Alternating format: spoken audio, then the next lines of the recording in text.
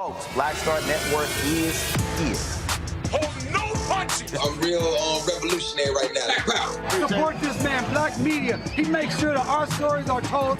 Thank you for being the voice of Black America, Roland. Stay black. I love y'all. All momentum we have now, we have to keep this going. The video looks phenomenal. See, this difference between Black Star Network and Black-owned media and something like CNN. You can't be Black-owned media and be scared. It's time to be smart. Bring your eyeballs home. You dig?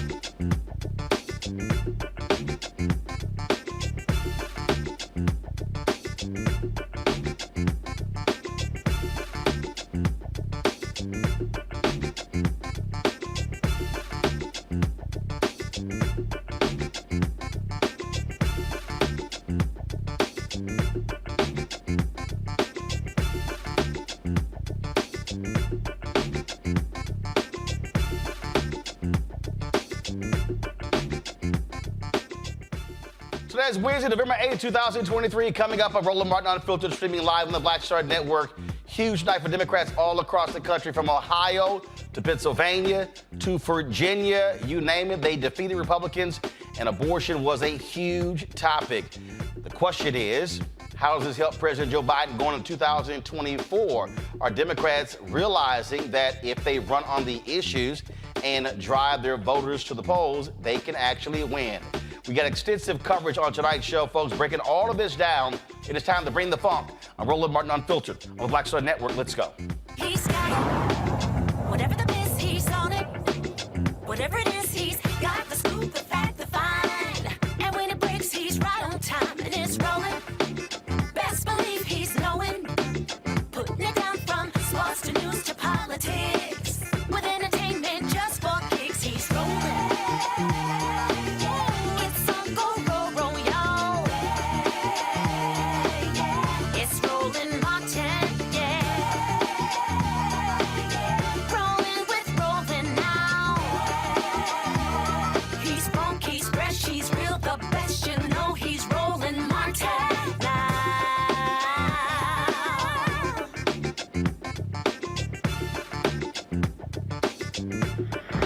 Martin.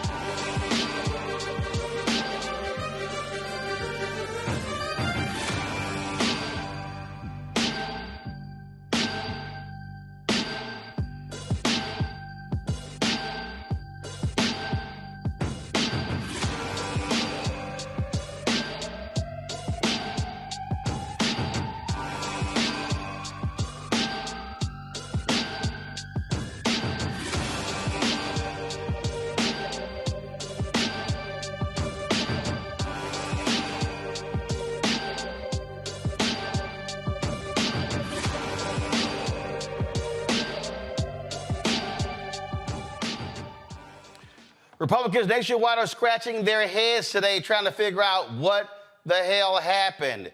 They thought they were going to do well all across the country. That is not the case. From Virginia to Pennsylvania to Kentucky to New York State and other places, Republicans had an awful night as Democrats racked up wins left and right. No bigger place than in Virginia, where Democrats not only held the state Senate, they now control the House as well. This means that Delegate Don Scott will become Virginia's first black Speaker of the House. All of this, folks, the backdrop of Republican Governor Glenn Youngkin, who was campaigning saying, we're going to take control of the Senate and the House, and then we're going to ban abortion in Virginia. That was a huge issue that was on the ballot. And guess what? He looks real crazy now. All the talk about Youngkin being a surprise candidate for president in 2024, that just went out the window. And so now the question is, how do they regroup? But also, when you look at the other results, the abortion rights being protected in the Ohio Constitution, passing legalized marijuana in Ohio as well. Andy Beshear in Kentucky, the Democratic incumbent, beating black Republican Daniel Cameron by a wide margin. Folks, it was win after win after win. The one place Democrats really wanted to secure a win was in Mississippi, where Brandon Presley lost to incumbent Republican Governor Tate Reeves. We're going to break this thing down. Lots of folks we're going to be talking to. Shontel Brown, Congresswoman from Ohio. Reverend William J. Barber, we'll be talking to him as well, and so many others. But let's start with my panel. Robert Patillo, host, People, Passion, Politics, News and Talk 1380 WAOK out of Atlanta. Rebecca Carruthers, Vice President, Fair Election Center, Washington, D.C. Joe Richardson, Civil Rights Attorney, Los Angeles, California. I dare say, Rebecca, I'll start with you. Republicans not doing well. In fact, it was so funny. I got one of those emails that you always get from these campaigns, and it was so funny. came in this afternoon. It was from Ronna McDaniel, who, of course, who is the Republican chair. I could not help but laugh when I got it because the subject line said, "Are you okay?" And that's why I had to tweet, Ronna, are you okay today? Well, Ronna Romney McDaniel. Let's not forget that when she dropped the Romney after Donald Trump called out her relative, Mitch Romney. So here's the thing. Abortion was on the ballot last night in many of the states, but it played out differently depending on if it was a mid-Atlantic southern state like Virginia versus a deep South southern state like Mississippi. What's really interesting, Republicans have painted themselves as the small government party, but to get involved in women's reproductive choices isn't a small government thing. So it was really interesting watching Republicans fight with their traditional quote unquote small government party, but then having to balance it with evangelicals. So I think what we saw last night is what 2024 is going to look like, with the Republican Party trying to figure out which direction it's going to go in, if it's going to lean into conservative evangelicals, or if it's going to go back to the traditional tenets of the Republican Party the way it's been in the last 50 years. I'm really curious to see how they're going to regroup. I'm curious to see if their strategy is going to be leaked next week when they have their post-mortem to figure out what went wrong, when Republicans should already know going into last night what was going to go wrong, because they went too far on abortion rights in this country and voters aren't having it. Well, look, one of the things that they did, Robert, was they kept saying that we want to leave it up to the states. Okay, there you go. Leave it up to the states. Now they're having to contend with that because not only is it impacting statewide referendums, we saw it last year in Michigan. We see it in Ohio. Now we're seeing it impact their candidates.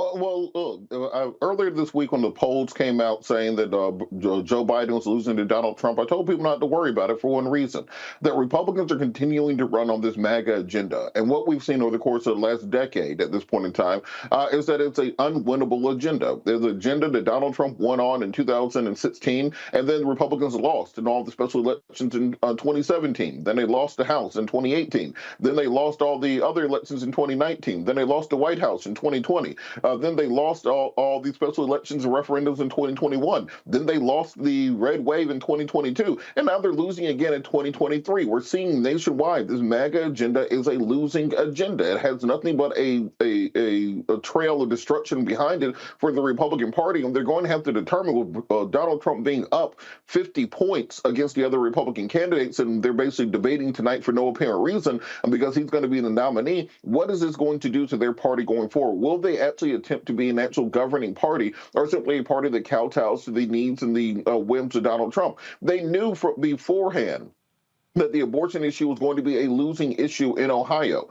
They knew this earlier this year when the voters decided that they were not going to approve the ballot initiative that would have made it more difficult for them to change the Constitution. They knew in Virginia that Glenn Youngkin was wrong on these issues, and that the voters were not simply going to be motivated by crazy conservative parents raiding schools, talking about school choice, to switch the Senate and the House back to them. Glenn Youngkin won that seat as governor because the Democratic Party of Virginia decided to screw over Justin Fairfax and put in Terry McAuliffe, a throwback to the 90s. And that's why Glenn Youngkin has that seat right now. Not because there was a mandate from voters, not because he swept in with new ideas, but simply because Democrats shot themselves in the foot. And the Republicans are going to have to do some real soul searching to figure out what can they do to break away from this extreme MAGA agenda and come back to being an actual governing party. Because at the end of the day, about 30% of the country loves Donald Trump no matter what he does. The other 70% of the country votes against him every single election, and they want to win. They're going to have to find out how to come back to the center and really push forward policies that the majority of American people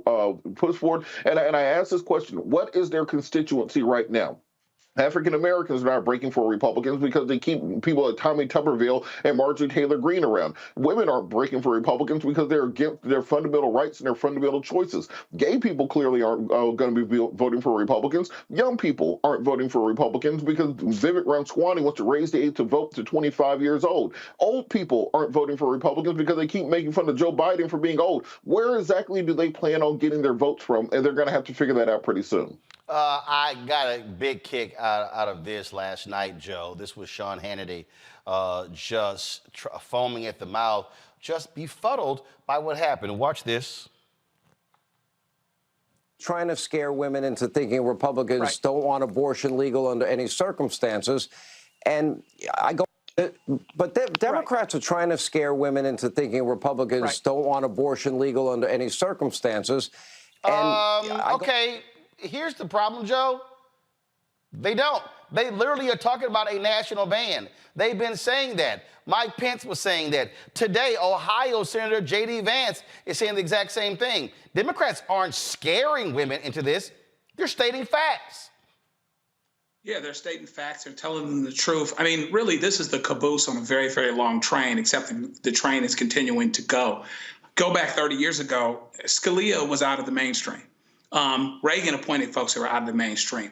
Bush appointed folks who were out of the mainstream. Clarence Thomas was out of the mainstream. Clarence Thomas still is out of the mainstream. And so now Antonin Scalia dies, and then you've got Gorsuch, you've got Amy Coney Barrett. The only reason they were appointed by Trump was to get rid of abortion. This has been their goal the entire time, and to be able to do that once they've done it, now they don't want to own it. You hear all of their people talking about, this is something that doesn't affect a whole lot of people. They literally want to change the subject. So it's hard when you have to run around issues as opposed to running on issues. And so many times, to Robert's point, so many times when they won elections, Youngin, in Virginia and other places, it was because of who the Democrats put up, things that the Democrats didn't do, and boxes they didn't check, and not coming out and showing up to vote. And so once they overturned Roe with people that were unelected, they thought they were going for the gusto, and they've been suffering consequences ever since. So hopefully the Democrats have a template, because they did say, let's just leave it to the states. No, they're going for the gusto. Thomas wants to undo half of the things that got passed in the last 4 or 5 years or 10 years, including gay marriage. And there are plenty of them that want to go for the gusto and do a national abortion ban. And so they need to own that and deal with that, and we'll just turn people out to vote. I found this to be interesting. We're going to break this thing down. We'll go to the break. We're going to come back, talk about this here, and we'll look at some exit polling data. I'll explain that when we come back.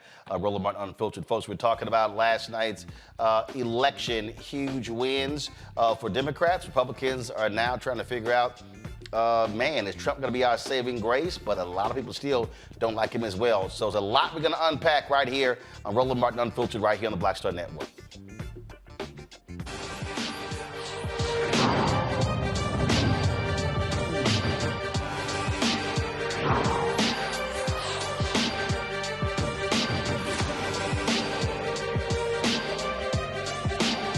Hatred on the streets, a horrific scene, a white nationalist rally that descended into deadly violence.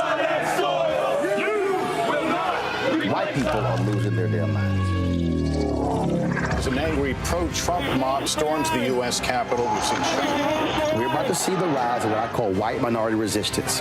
We have seen white folks in this country who simply cannot tolerate black folks voting. I think what we're seeing is the inevitable result of violent denial. This is part of American history. Every time that people of color have made progress, whether real or symbolic, there has been what Carol Anderson at Emory University calls white rage as a backlash. This is the rise of the Proud Boys and the Boogaloo Boys. America, there's going to be more of this. Here's all the Proud Boys, Dave. This country is getting increasingly racist in its behaviors and its attitudes because of the fear of white people. The fear that they're taking our jobs, they're taking our resources, they're taking our women. This is white fear.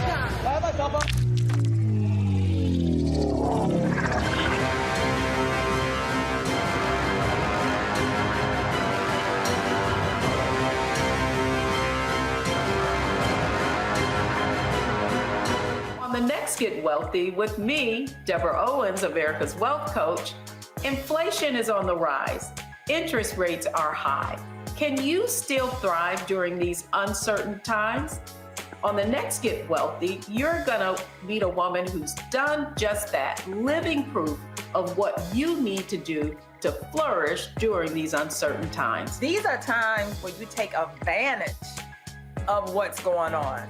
This is how people get rich or richer. That's right here on Get Wealthy, only on Black Star Network.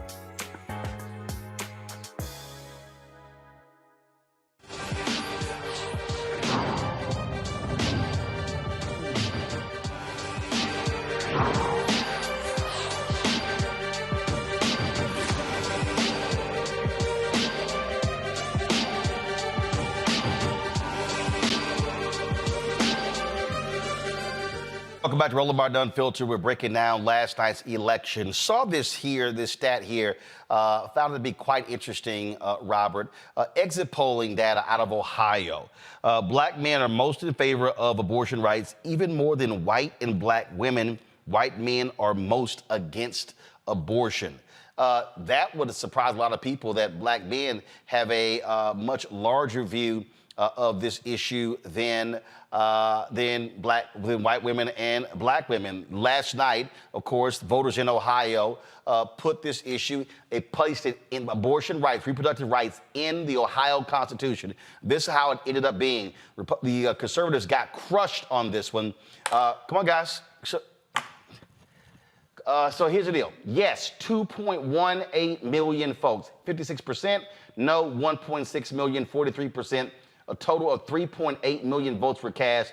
The thing that's wild here, Robert, is that Republicans did everything they could to stop folks from voting on this. They did not want this. And even after this, the Speaker of the House goes, well, we're going to still find ways to protect a woman, first of all, to get rid of abortion. Dude, they now put it in the Constitution. You're going to have a little difficulty now. You're right, and look, this is one of the points I think is very important to make, because there have been, for some reason, this smear against black male voters over the course of about the last decade, that somehow we don't defend black women's rights electorally. It started around the Doug Jones election in Alabama, where there was this idea that there was a schism between black men and black women on many of these electoral issues. Groups used that for fundraising. They used it to push down black voter turnout in various elections. Black men and black women are in lockstep on most political issues, particularly on this issue of life. One of the issues that I hear from many black male voters on radio and in other places is that they want more control when it comes to reproductive issues. They want more of them focus on child support and child care and equal rights for fathers, etc. That doesn't mean they want fewer rights for women. They just want more of their rights to be respected and actually be part of the political agenda. And I think that the fear that many people have, both on the left and the right of American politics, is a united front coming from black voters, because a united front coming from black voters on these issues means that we're able to hit with a closed fist instead of an open hand when it comes to political issues. And the more that we are walking lockstep on these issues, the more that we can push for on things such as women's reproductive rights, on criminal justice reform, on economic opportunities. All the things that we need within our portfolio require us to be working together, and we can't let outside groups work to try to separate us electorally. If you want to hear something unbelievably stupid, Rebecca, it is stuck on stupid himself, Rick Santorum. Last night on Newsmax, remember he got fired from CNN. They enshrined reproductive rights in the Constitution. They also legalized marijuana in Ohio. And poor little Rick Santorum is just besides himself. He's beside himself, Rebecca, that people actually have the audacity to state what they wanted. Listen to this. And you put very sexy things like abortion and marijuana on the ballot, and a lot of young people come out and vote. It was a secret sauce for disaster in Ohio. I don't know what they were thinking, but that's why I thank goodness that most of the states in this country don't allow you to put everything on the ballot, because pure democracies are not the way to run a country. So then you're. And wow. Pure democracies are not the way to run a country. So damn you people for stating your opinion. We get to tell y'all how you should actually think and believe. Well, Rick Santorum, you're really going to hate Ohio next year because guess what's coming to the ballot next year? It's the right to actually have fair maps. And guess what? Young people, old people, everyone in between is going to come out and vote. They're going to decide if they want to keep having extreme gerrymandered political districts in Ohio, or if they want maps to be fair and representative of the people who live, work, and play in Ohio. So that's what's coming up next, Rick. So sorry to tell you that. But here's the other thing. Issue one was even more than just abortion rights. Issue one was the right for women after having a miscarriage to actually have proper medical treatment. It was also for people in Ohio to have consistent and safe access to family planning needs. So not just having an abortion, but also the right to have access to birth control. And so those are the things that issue one dealt with. And then issue two dealt with, let's figure out fairness. We had so many people locked up in this country because of marijuana possession. And guess what? This country is now saying, hey, it doesn't make sense for marijuana to be criminalized. We need the federal government to act on it. But guess what? State by state, states get to decide if they want marijuana to be used for medicinal use as well as recreational use. So Rick Santorum, guess what?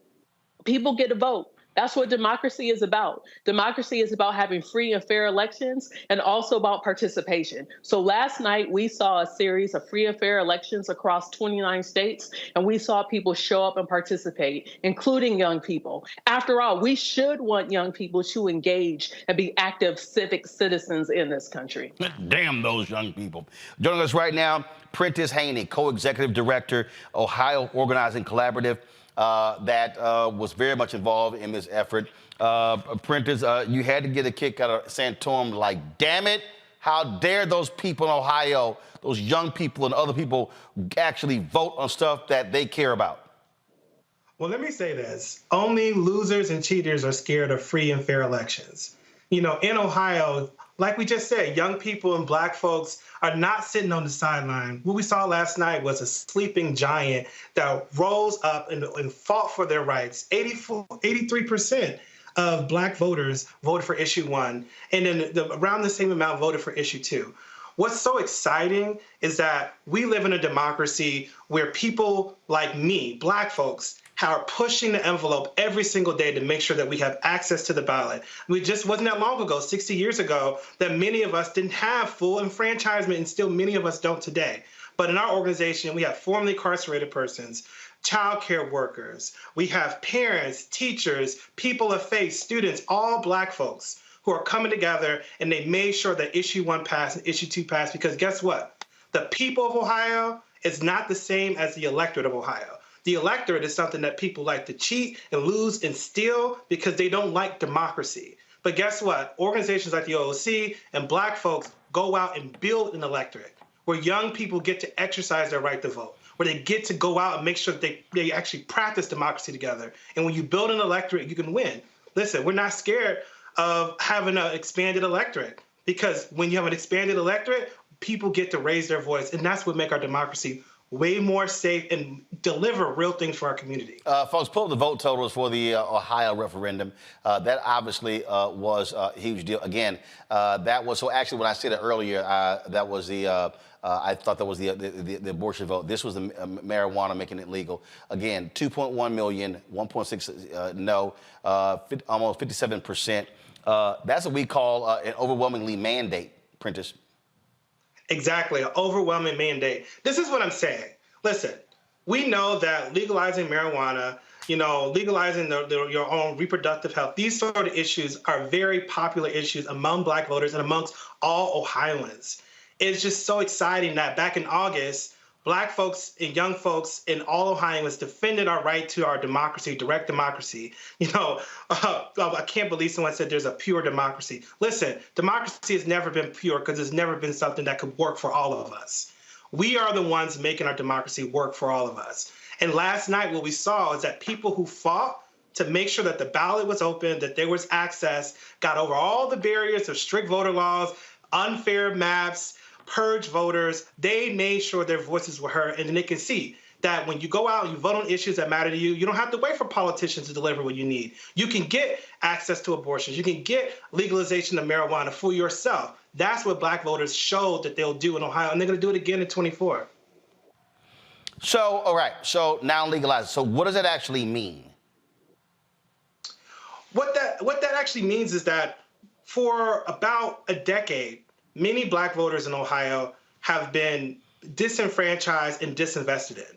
When you don't focus on an electorate for over a decade, then they don't show up. But what we saw this year is that there was real investment from our organization, from campaigns talking to black voters about why these issues matter to them. If we look at the leadership of the abortion ballot, we look at the leadership of the democracy ballot, we see black faces, we see Legacy Civil Rights, NAACP, Ohio Unity Coalition, APRI. We see groups that look like us at the center of them. It's not by chance that on election night, we now see victories that have overwhelming majorities with black folks supporting it. You cannot win something if you don't have us in leadership and you don't have programs that's catered to us. We've run programs, and we talked about this last year. This is not new. We've run programs for young black voters, for cynical black voters, for voters of faith. You have to make sure that you cater a program to each of the different types of values and ideologies of black voters, and then you could create a path for us to go out and win.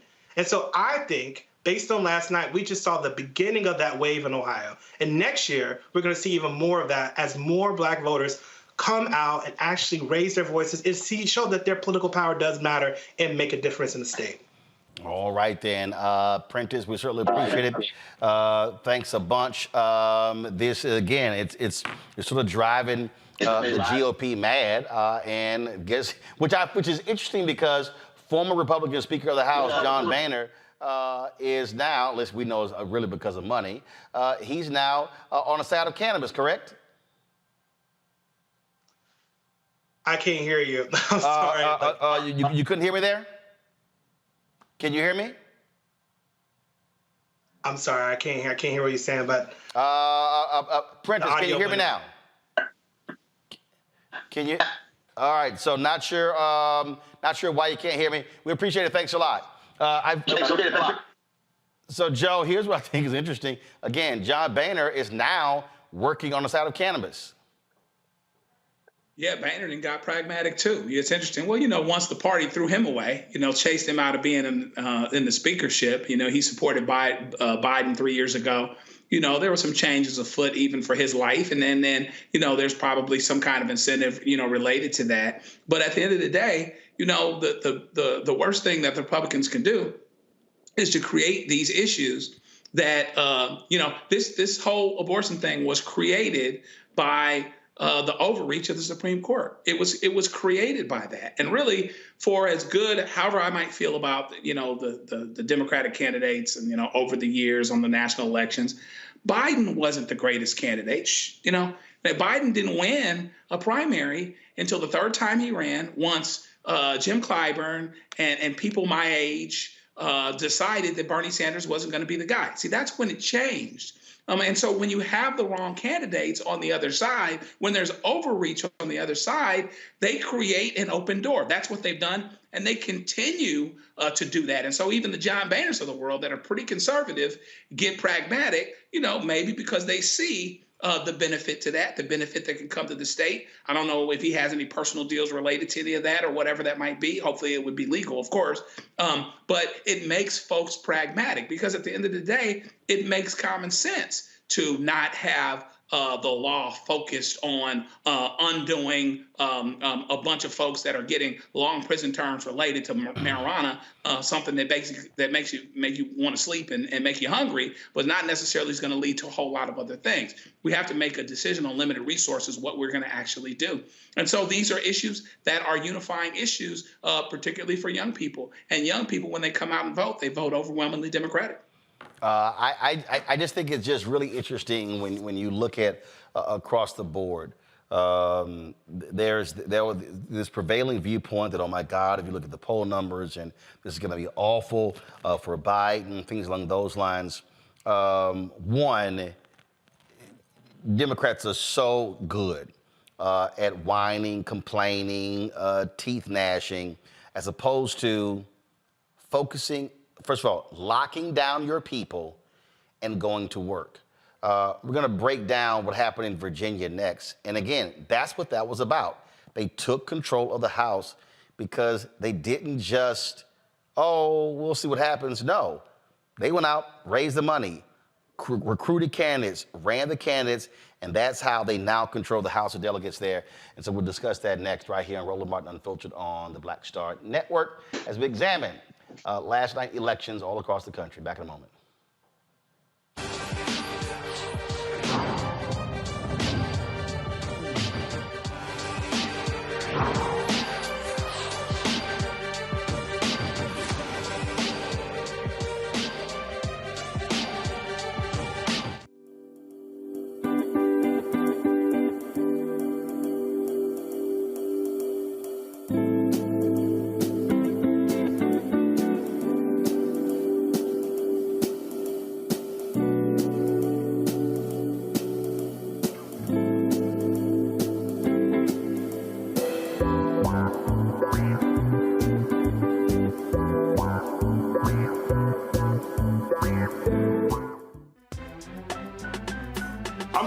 Muhammad, live from LA.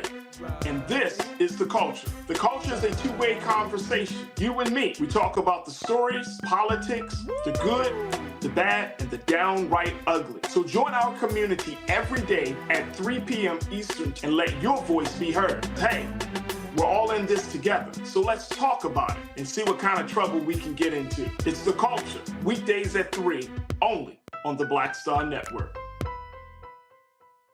When you talk about blackness and what happens in black culture, we're about covering these things that matter to us, speaking to our issues and concerns. This is a genuine people-powered movement. There's a lot of stuff that we're not getting. You get it, and you spread the word. We wish to plead our own cause. Too long have others spoken for us. We cannot tell our own story if we can't pay for it. This is about covering us. Invest in black-owned media. Your dollars matter. We don't have to keep asking them to cover our stuff. So please support us in what we do, folks. We want to hit 2,000 people, $50 this month, raise $100,000. We're behind $100,000, so we want to hit that. Y'all money makes this possible. Checks and money orders go to P.O. Box 57196, Washington, D.C. 20037-0196. The Cash App is $RM Unfiltered. PayPal is R Martin Unfiltered.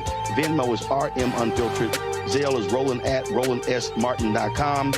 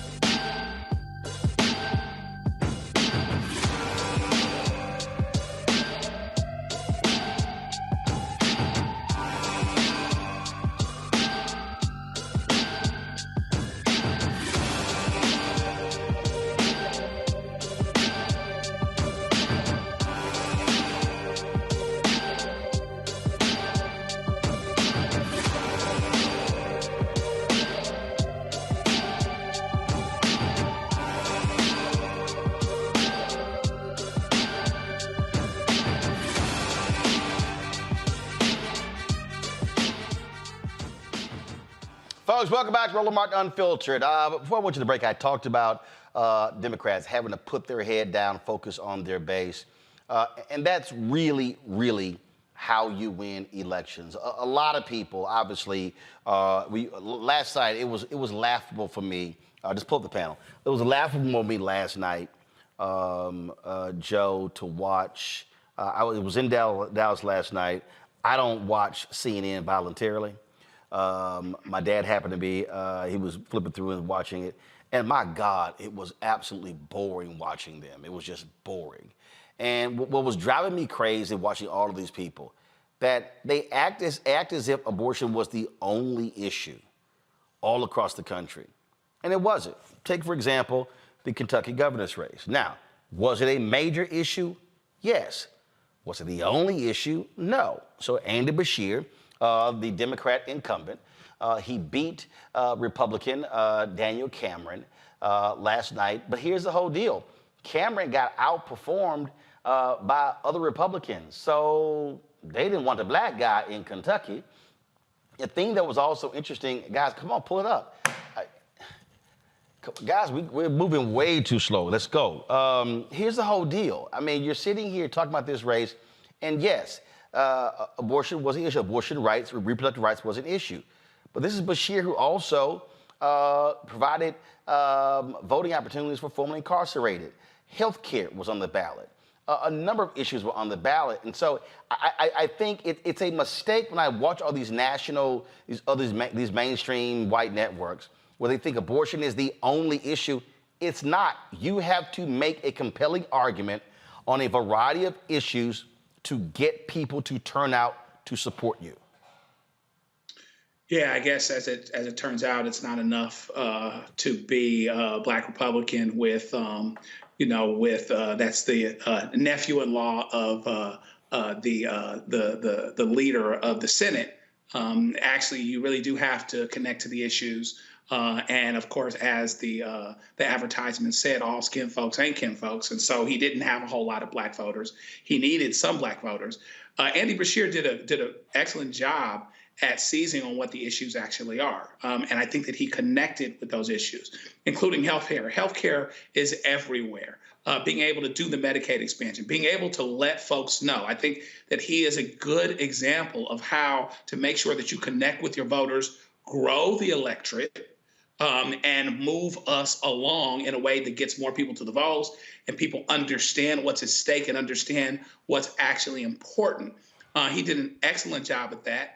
There is an argument, we'll have to see how that goes, that, a lot of Democratic folks that were running for office are a little bit more popular than Joe Biden is. I don't know if that's necessarily going to necessarily pan out, that that's actually the case, but you're running on issues of things that Biden has accomplished and things that you're a part of. And once you really see how that touches your life and you get people to the polls, then you can win. I think Beshear showed that. And I think we have to look and remember, it's not that even before abortion, we Democrats connect, frankly, to most bread and butter, regular folk issues. That's always been the case. That's never changed. It's still the case. We have to continue to connect the dots and let them understand that, we were the ones that passed Obamacare, which was, passed as a term, passed along as a term that was supposed to be negative. We are the ones that are dealing with these things. Look at what's happening with the unions and the big three.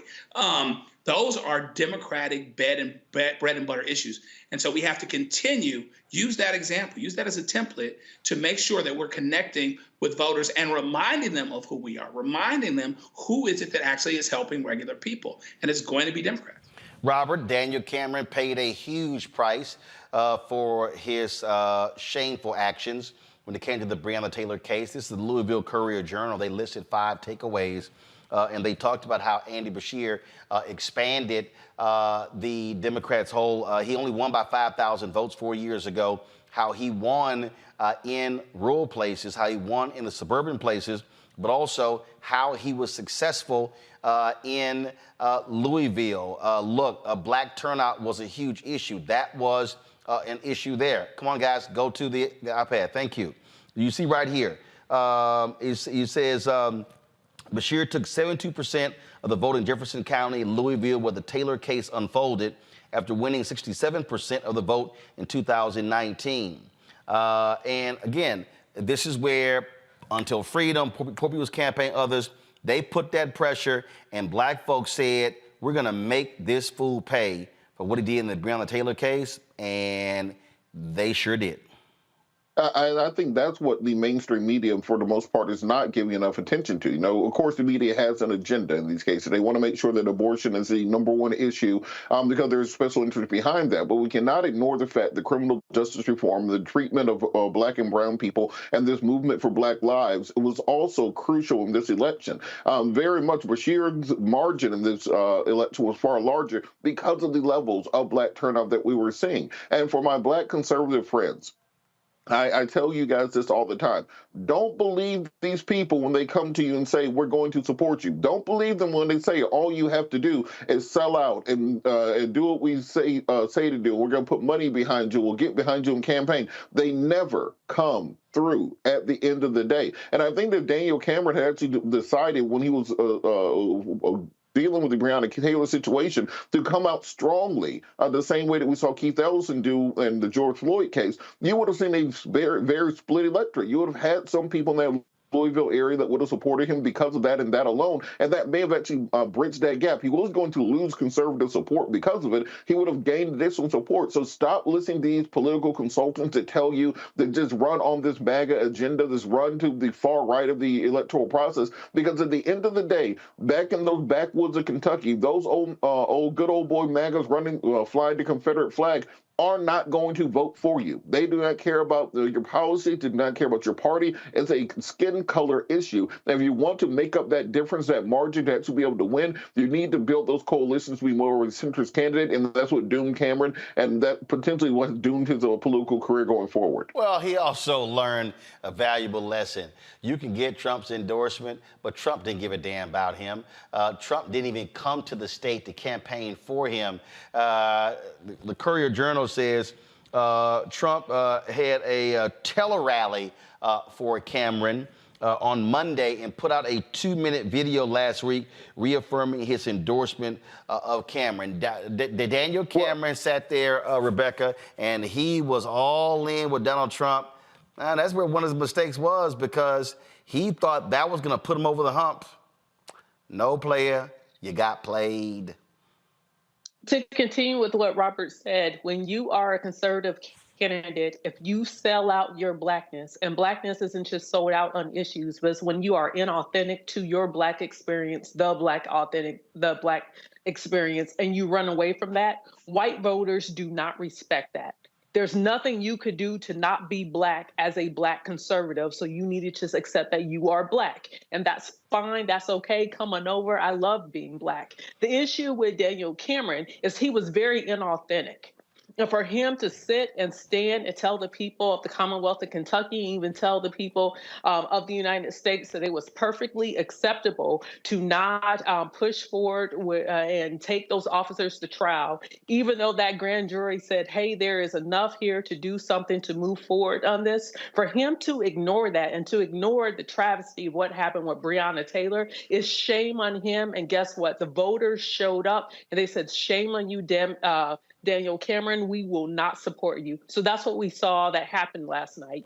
What's interesting with talking about mainstream media and like some of those other networks, by them focusing so much on abortion as the voting issue, what they don't understand, even if it's a state where abortion is one of the top 3 issues, it still plays out differently. It depends on the region of this country with how abortion plays out. When we talk about Mississippi later, comparing it to Virginia with how abortion showed up, one thing that we have to look at is the economic impact, and those who are economically impacted by not having abortion, but without who have an economic impact when it deals with abortion access. But in Kentucky, that isn't what the number one voting issue was for folks. And last night, we see that one of the top voting issues is criminal justice reform, is figuring out how do we, what do we do with law enforcement that's acting rogue? And what we're seeing is black voters are saying, hey, pay attention because we will show up and we will vote on this issue. So shout out to Tamika Mallory, Until Freedom, and some of the other groups that decided to stay on the ground to organize the last 3.5 years and make this a top voting issue for black communities in Kentucky. You know, the thing here, Joe, that people have to understand, we start talking about different states. Rebecca makes a great point. You have to understand the makeup of the state. So, for instance, Kentucky does not have a significant black population. It is a red state.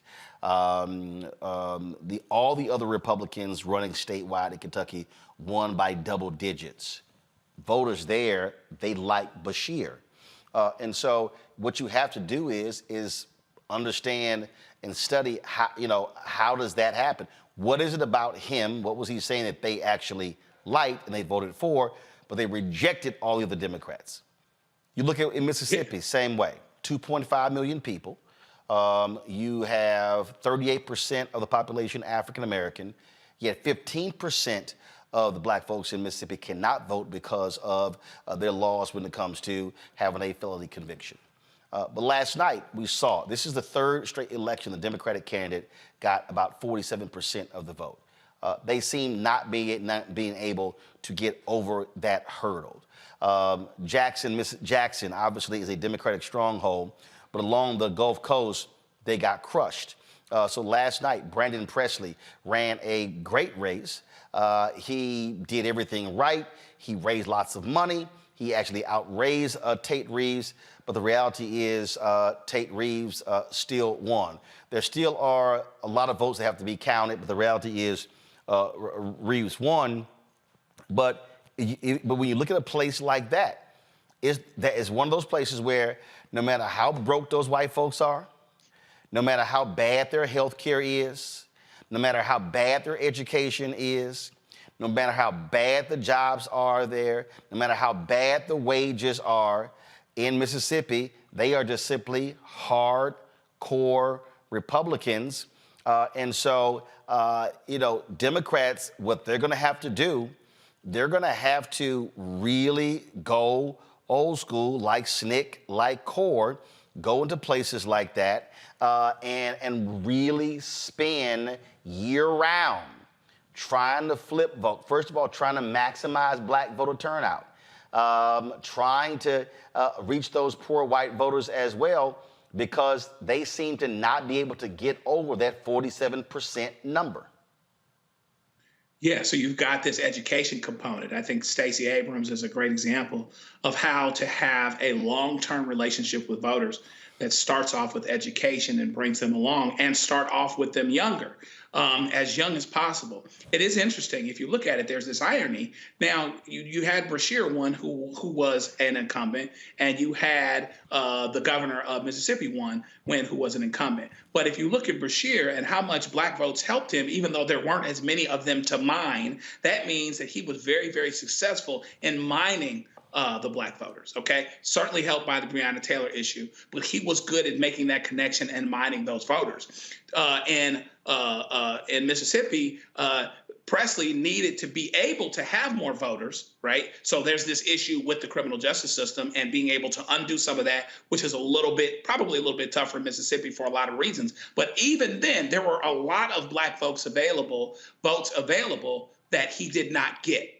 Okay. And so we really have to have long-term relationships from state to state that start off with education and bringing folks along, connecting them to the issues that are important to them, and really doing the diagnosis and really doing the post-election work so that we understand why Brashear worked, how much of it was his personality, how much what were the issues, where those black voters actually were, et cetera, and are there more black voters there that can be mined in rural areas and other areas. Take that, make a comparison between that part of the country. To Rebecca's point, there are some differences in different parts of the country, so that you absolutely understand what the secret sauce is to educate voters, to bring them along, connect them to what their issues actually are that meet them where they are, and do it long term so that over the course of several elections, Mississippi, the potential is there. The numbers are actually there now, and they will continue to be, particularly in a country, in a state that's so black, 37, 38%, whatever it is. There's a lot of potential there, and a big part of it is not accepting the suggestion that because you're in Mississippi, because you're in Alabama, because you're in fill in the blank southern state, you cannot win.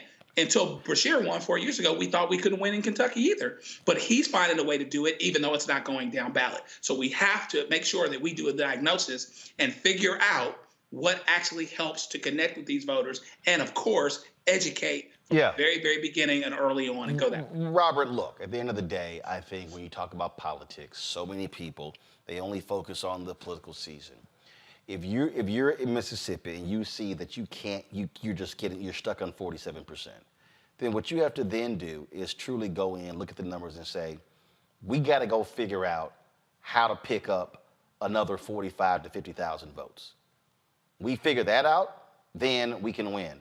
Republicans have controlled the governor's mansion there 31 of the last 35 years. They have a firm grip on the legislature as well. But again, do I believe that it's impossible? No.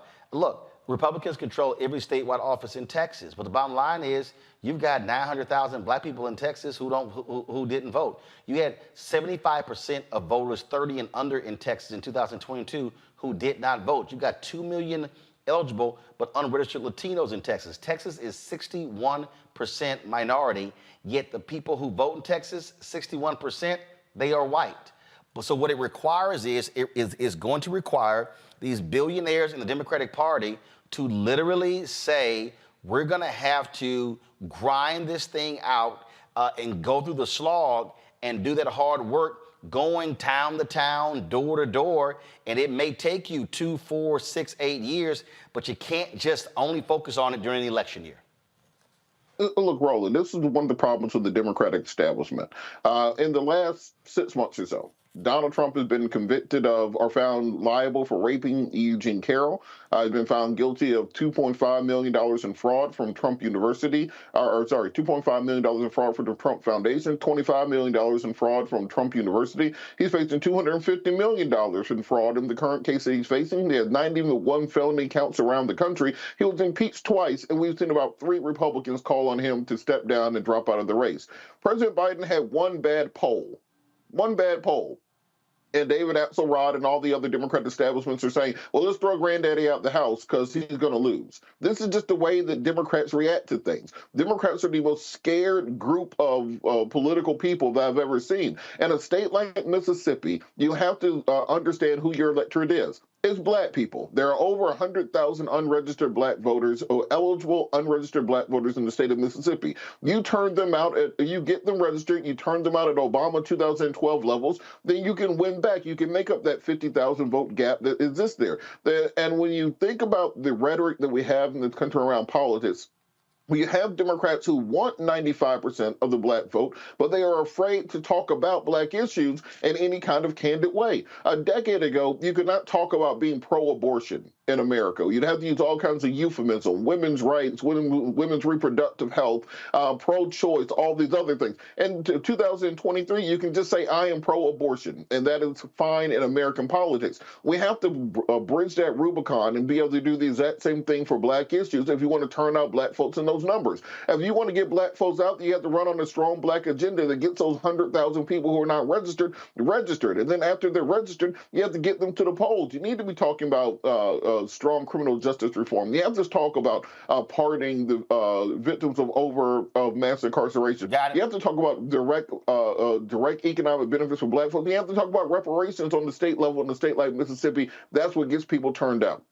All right, hold tight 1 second. We come back. We're going to talk to Congresswoman Shontel Brown about what happened in Ohio. And even though they lost big, boy, Republicans are still saying, well, that really wasn't the intent of what happened last night. Dog, y'all lost. They do not like taking L's. You're watching Roland Martin Unfiltered right here on the Black Star Network.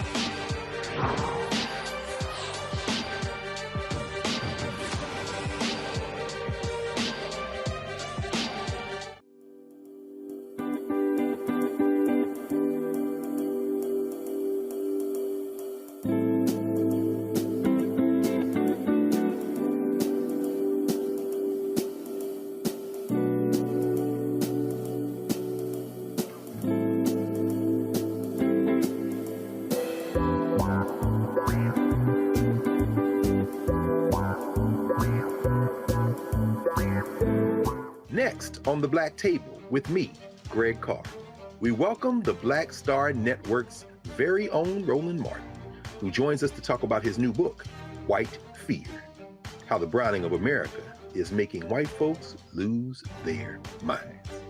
The book explains so much about what we're going through in this country right now, and how, as white people head toward becoming a racial minority, it's going to get, well, let's just say, even more interesting. We are going to see more violence. We're going to see more vitriol, because as each day passes, it's it is a nail in that coffin. The one and only Roland Martin on the next Black Table, right here on the Black Star Network. Hi, I'm Dr. Jackie Hood Martin, and I have a question for you. Ever feel as if your life is teetering and the weight and pressure of the world is consistently on your shoulders? Well, let me tell you, living a balanced life isn't easy. Join me each Tuesday on Black Star Network for A Balanced Life with Dr. Jackie. We'll laugh together, cry together, pull ourselves together, and cheer each other on. So join me for new shows each Tuesday on Black Star Network, A Balanced Life with Dr. Jackie.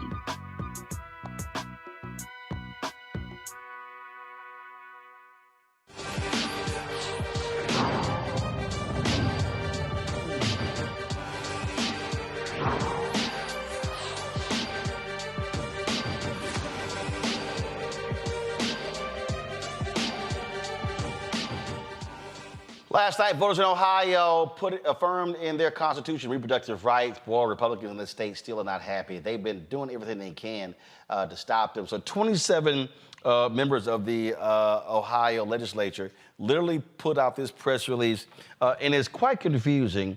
They said, unlike the language of this proposal, we want to be very clear. The vague, intentionally deceptive language of issue 1 does not clarify the issues of life, parental consent, informed consent, or viability, including partial birth abortion, but rather introduces more confusion. This initiative failed to mention a single specific law. We will do everything in our power to prevent our laws from being removed based upon perception of intent. We were elected to protect the most vulnerable in our state. We will continue that work. Joining us right now, Congresswoman Shontel Brown of Ohio. Congresswoman, I gotta say, they can't take an L.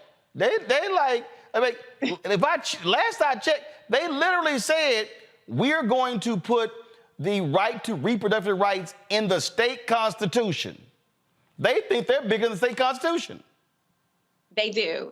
We are, and thank you for having me, first of all, Roland. And Ohio had an incredible night. It was a big win for Ohioans, a big win for women, a big win for families. What it actually did do, in case there's some confusion around what the Republicans were trying to conjure up, is it restored the law of the land as it was when Roe versus Wade was the law of the land. It eliminated the extreme abortion ban that had no exceptions for rape or incest. And it also made it possible for doctors to provide emergency care for miscarriages without fear of the government interfering or being criminalized. And last but not least, that didn't get a lot of attention, was it maintained access to birth control pills, contraceptives. So that's what issue 1 was about. Now, the bottom line is, it keeps politicians and elected officials and the government out of the doctor's office and allows people to make their own personal medical health care decisions. That was it. Well, one of the reasons why they are so obstinate is because of political gerrymandering. And they have been fighting that. Voters in the state made clear when it came to drawing the lines, they were kind of like, yeah, we don't care what y'all think. So guess what? That's now going to be on the ballot next year. That's right. That's right. So Ohioans it's been a very gerrymandered state. As we can see from the results from last night's election, in the words of our former party chairman of the state, Ohio is more rigged than it is red. And that was demonstrative in the numbers as it relates to issue 1 and issue 2.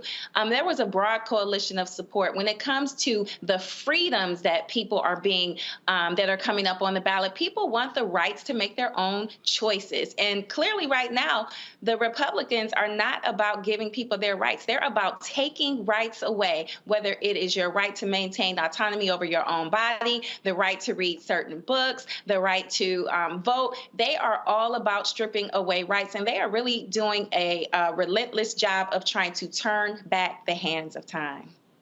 So what you now are faced with, again, and this is what I keep trying to explain to people, is that we have to stop looking at elections as sort of a one-off. That you have to say, okay, you chipped away at this, now you got to come back next year and realize there's going to be another election, another election. And so I keep saying to black folks, others, we cannot check out of the process. It has to be this sort of this relentless pursuit of democracy by saying, we're going to keep coming back, and if y'all are standing in the way, we're going to do all we can to vote you out. That is exactly right. I think I would be remiss if I did not remind folks how we actually got to this place in Ohio. In 2016, we had one of the most qualified candidates running for president against one of the least qualified who ever applied for the office. And what happened was people got complacent. They thought, okay, she's got it in the bag. I'm going to stay home. I'm going to sit this election out. Some Democrats even bragged about voting for third-party candidates in protest. We do not have the ability to afford that, because what happened was we got President Trump, and what happened was he appointed not one, not two, but 3 Supreme Court justices to the bench who turned back the clock on what was almost 50 years of precedent as it related to Roe versus Wade, and he took extreme pride in that. So yes, we do not have the luxury of saying, okay, we won, we can sit down. We cannot afford it, especially right now, because just like when Roe versus Wade, the Dobbs decision came down, they were relentless about that. They continued to pursue and try to overturn Roe versus Wade for decades, and they were successful. And so that's how we got to where we were yesterday in Ohio, with having to restore those rights and enshrine them in our Constitution, because too many people sat out the election in 2016.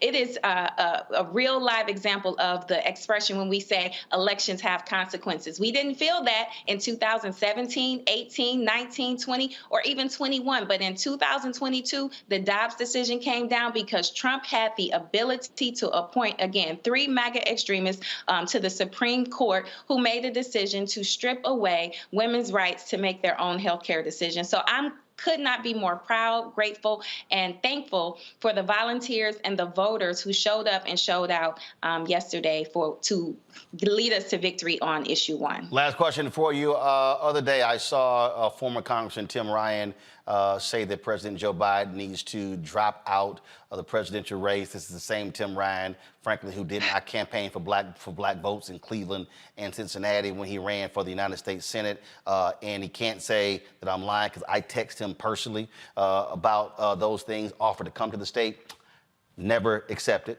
And so what do you say to him and others who keep with this drumbeat, oh, Biden needs to drop out, when clearly he is not, he's running? Listen, Tim Ryan, who is also a friend, a former colleague, knows that that's not how this thing works. But furthermore, let me say this.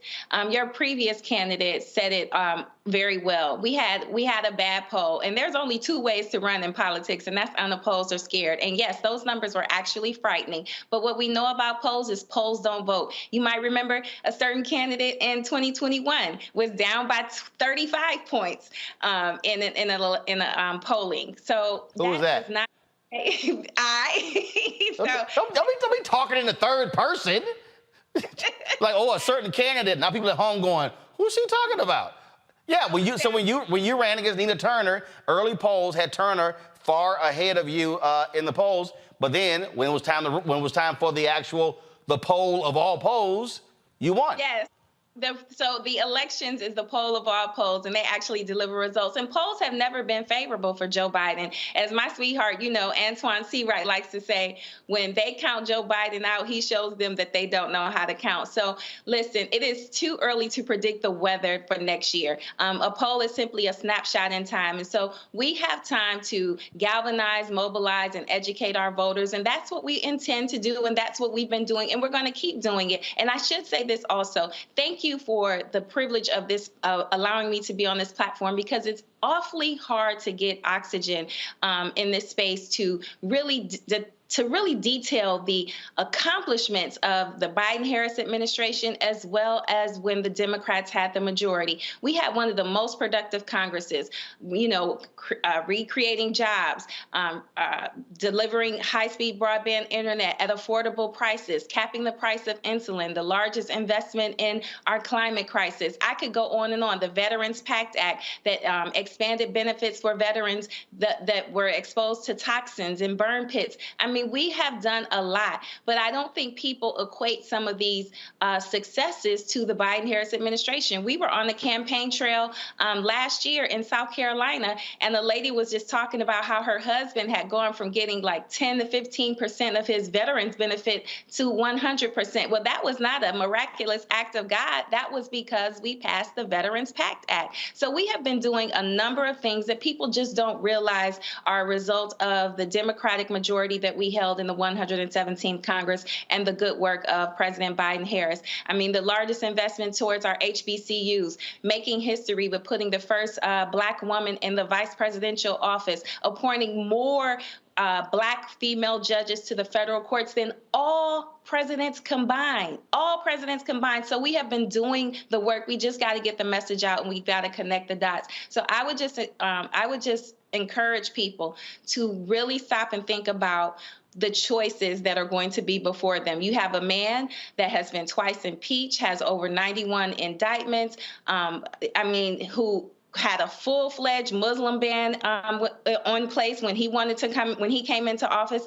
And also, I think I recall him as suggesting we inject bleach during COVID to try to cure that. This man is not worthy of being back in the president's office. And I haven't even got to his efforts to have an insurrection and not have the peaceful transfer of power that we have become accustomed to in this country. Well, I've said this since this show launched 5 years ago. We've had a standing invitation for all CBC members. If they want to come on, talk about things they're working on, they can come on. All they got to do is let us know. We reach out to folks all the time. And so that goes for you. That goes for all of them because dating back to even my TV One show, I understood that, look, these other networks are not calling Black Caucus members on a regular basis, even though they are the largest caucus on the Democratic side in the House. And so feel free. Want to come on and talk about something, let us know. That's what happens when you own it. You ain't got to ask nobody.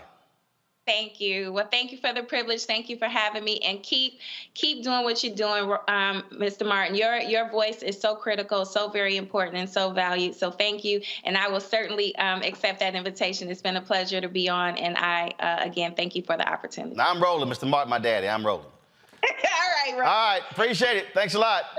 The events too. I appreciate it. Thanks a lot. All right, so what you heard there, for our panel that Congresswoman Brown laid out, is the point. You have to, and this is what we talk about. You have to detail what you have actually done, and we've laid that out.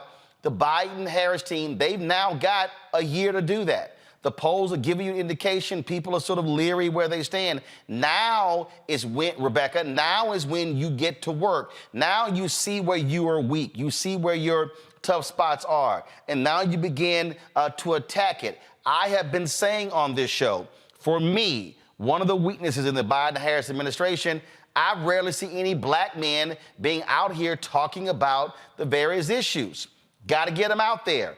You've got to also, if you're driving the economy, I need to be seeing the Commerce Secretary. I need to be seeing the Treasury Secretary. I need to be seeing the brother who was the Assistant Treasury Secretary, the highest ranking African-American ever, Wally Adeyemo. I need to be seeing those folks. And again, I love talking to former Congresswoman Marsha Fudge, now Secretary of HUD. Love having her on, but that housing, that's one thing. They need to be sitting here laying out, we did this, and in specifics, because a lot of folk just don't know when checks have shown up, child care benefits, things along those lines. You have to put the work in on the issues. Yes. Rebecca. Go ahead. Yes, and I want the Biden administration to also understand that last night is not a predictor of what's going to happen in 2024. Don't just think that abortion and those types of issues is what the Biden administration should spend the next 12 months talking about going into next November. But like you said, speaking specifically on the issues. And when you have Black men out and talking about the accomplishments of this administration, I very much respect Congressman Clyburn, but it shouldn't be our elite Black men in this country. It should be everyday Black men who could talk about everyday issues. And the reason why I'm saying that is right now there is a vacuum for that. That's the reason why when you see Ice Cube talking about his agenda, it's the reason why it actually has air, because there is a vacuum and that voice is needed to talk about everyday issues that doesn't show up in a shiny Democratic Party package. So we we need to see more of that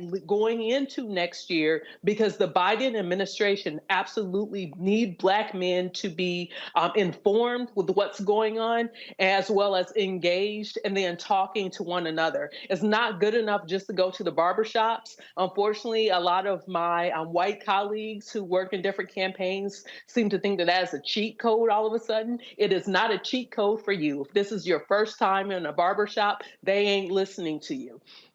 So we need to see more everyday Black men who are engaged, and that's something that the Biden administration has time to do in the next 12 months. You know what? So, Joe, I'm sitting here. You know, Charles Blow just put out this piece called "The Joe Biden Re-Election Dilemma." He says in here that Joe Biden should be far and away the favorite to win re-election in 2024.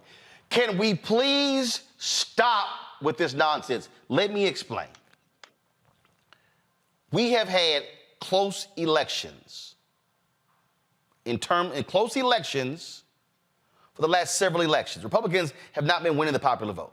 So we can go to 2020, 2016, 2012, 2008, 2004, 2000. I mean, we can look at the numbers, okay? And so we are a fractured country. We already know that when we talk about the election, really comes down to 5 or 6 states. Right now, we can say that the 2024 election, Florida is off the map. Democrats have been horrible there. Florida is no longer a battleground state. We can say Georgia, Arizona, Michigan, Pennsylvania, Wisconsin, those 5. Now, I won't say Colorado. Not gonna say New Mexico. What'd you say, Rebecca? Arizona, North Nevada. Carolina. We still got to look at North Carolina. Okay. Nah, no. Is that Supreme Court? Okay. I'm not gonna put North Carolina in that column until Democrats actually start winning there. Okay. Biden barely lost there, but they've been losing in North Carolina. So that's why I'm not gonna. But I'm just gonna say it's 5 states. It's 5 states. Okay. Fine, Robert. You can put in Nevada. Okay. But the bottom line is it's really 5 states. Okay. So the reality is, I'm not shocked by any of this. I'm not shocked that people are saying, oh my God, I'm worse off, because I understand what has been happening. I've been listening I'm in group chats and I'm in other chats, and these people are walking around and like, oh my God, I'm not enthusiastic about Biden. Well, hell, it's a lot of people I ain't enthusiastic about, but I also am taking every time I look at Yank Uger, Yank is going off I'm like, dude, seriously, you're yelling and screaming. Guess what? Your yelling and screaming on Twitter ain't gonna solve jack. I'm like, Yank, guess what? Trump is gonna be the nominee. Biden is gonna be the nominee. It's some shit, just deal with it. Just deal with it. To me, this is sort of like going to the car dealership, and they come back and it's like, all right, your transmission, your engine, your lights. I could stand there and him and her. Guess what? Go ahead and get ready to pay that $2,000, $3,000, $4,000. Either you pay it or your ass taking Ubers all day. I mean, we can stand here and that means nothing. So I'm not one of these people like, oh my God, I wish Biden was 60. He ran when he was that age. He lost. Right. Right. He lost. And let me remind all of these people, because I am sick and tired of all of these Democrats bitching and moaning. Oh my God, he's going to be 82 if he gets reelected. Warren, Klobuchar, Harris, Booker, Buttigieg, Bloomberg. I know I'm leaving 2 or 3 people off. There's 6 people who were running in 2020. Sanders, that's 7. Nobody liked any of them. Right. If people liked them, they would have kept running. Harris didn't even make the primaries. They all begin to drop out. So, and I'm serious, all you Sanders people, he fucking lost. He lost. I thought Gary Hart was an unbelievable candidate. Gary Hart was having an affair. Sorry. So at some point, you gotta wake up and go, okay, this is the hand I'm being dealt. Sure. Because Biden ain't getting younger. And when I say the hand that I'm being dealt, you can sit here and talk about Biden is, Biden that, Biden ain't done this. Can you argue against the infrastructure bill? Nope. Can you argue against the American Rescue Plan? Nope. Can you argue against the announcement now made regarding rails generating 100,000 jobs? Nope. I could go on and on and on. So when I hear people say, like Bill Maher, yeah, he's done a great job, now sit down. I'm sorry, in what world do you say to the person who's done a great job, now sit down? Because we're stuck on this deal, oh, give me somebody young and vibrant who can excite me and who can lose. Because there were some young people. Yeah. Harris was younger. Booker was younger. Buttigieg was younger. Oh, I'm sorry, they didn't excite you enough? And so I'm sitting here going, hey, this is who is sitting in front of me.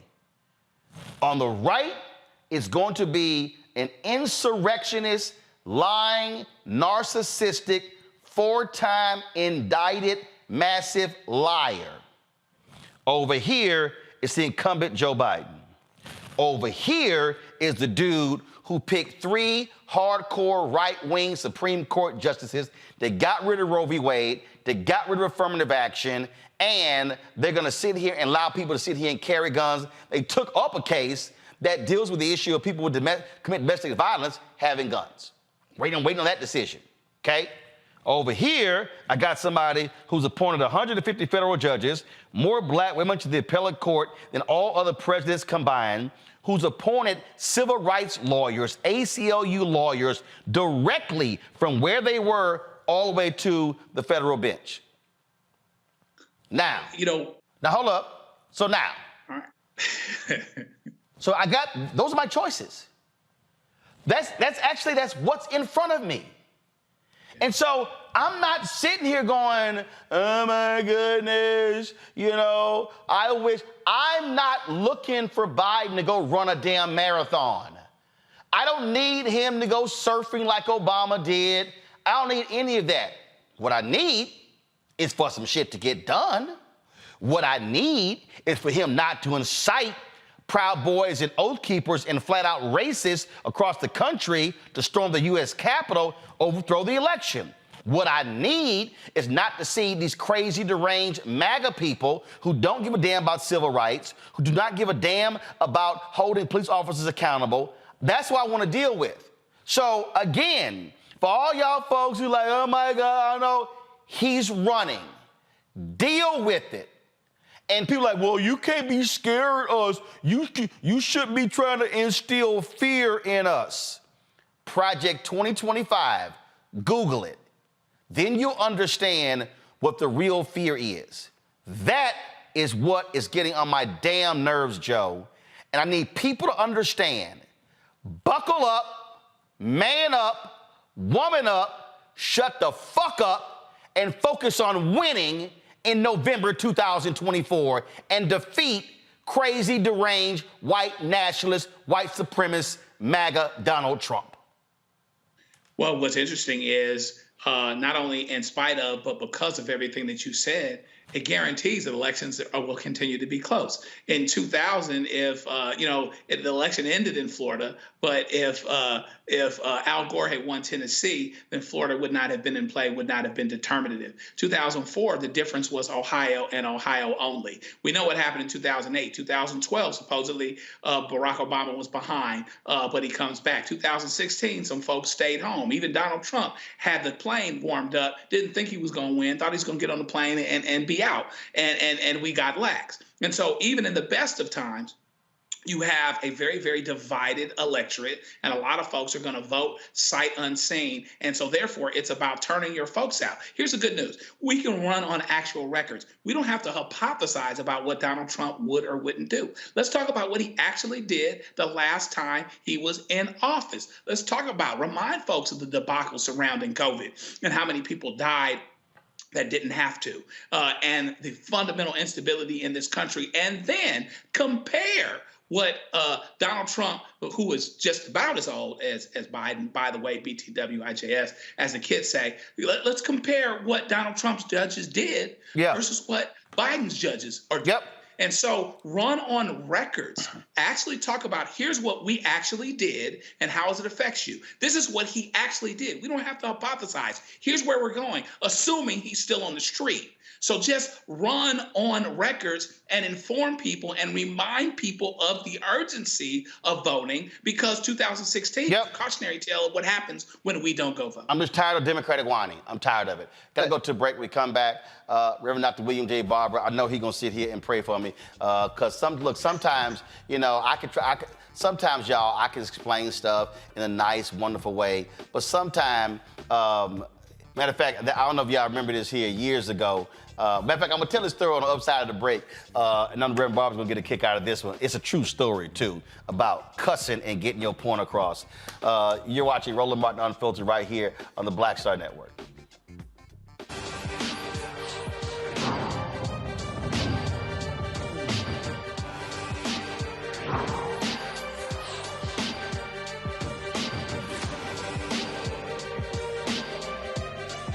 I'm Dee Barnes, and next on The Frequency, we have griot, performance artist and author, writer, singer, and composer, Queen Mother Nana Camille Yarborough. Please join us for an incredible conversation of knowledge, wisdom, and power of the elders. I'm a perception changer.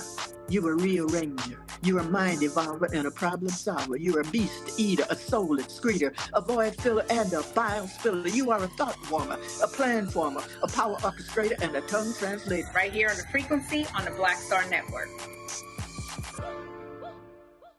On the next Get Wealthy with me, Deborah Owens, America's Wealth Coach, inflation is on the rise. Interest rates are high. Can you still thrive during these uncertain times?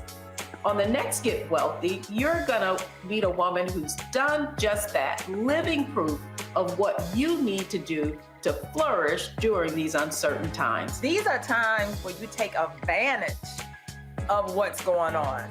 This is how people get rich or richer. That's right here on Get Wealthy, only on Black Star Network. Next on the Black Table with me, Greg Carr, we welcome the Black Star Network's very own Roland Martin, who joins us to talk about his new book, White Fear, How the Browning of America is Making White Folks Lose Their Minds.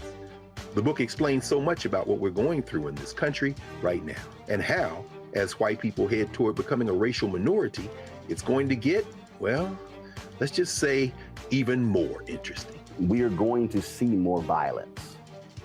We're going to see more vitriol, because as each day passes, it is a nail in that coffin. The one and only Roland Martin on the next Black Table, right here on the Black Star Network.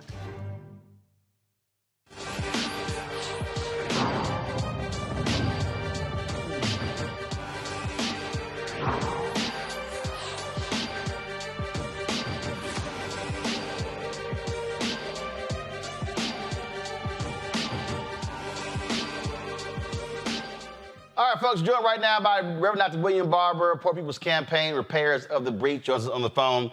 Reverend Barber, years ago on Nightline, I was watching Nightline. It was hilarious. They had Ice-T and Dr. Alvin Toussaint on. And Ted Koppel said, Ice-T, what about the language in rap? And Ice-T said, well, you know, Ted, he said, black people are different from white people. He said, so our intentions are different. He said a white person will say, Johnny, put that knife down. Put that knife down, Johnny. He said a black person say, Johnny, put that goddamn knife down. He said, it's emphasis, Ted.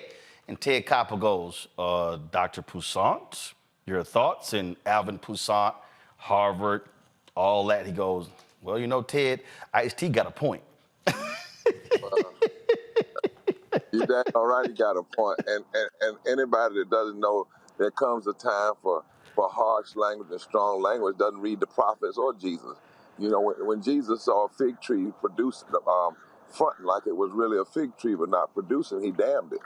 And, you know, the prophets would often say very straightforward things, different than cursing and profanity. And I hear you saying there's a frustration. Listen, how do you win in politics? You got to go get the votes. And it's two ways you go get votes. You either let people know what you have done, and then you let them know, if you give me another term, what I'm going to do. This is what I've done. This is what I'm going to do. You know, you talk about North Carolina. I want to issue one slight correction. Folk that lose in North Carolina lose when they don't run on issue. We've had a Democratic governor in North Carolina since 2016. How has he run? He's won 2 terms because when he ran and said, if you elect me, I'm going to do Medicaid expansion, I'm going to raise wages, I'm going to protect voting rights.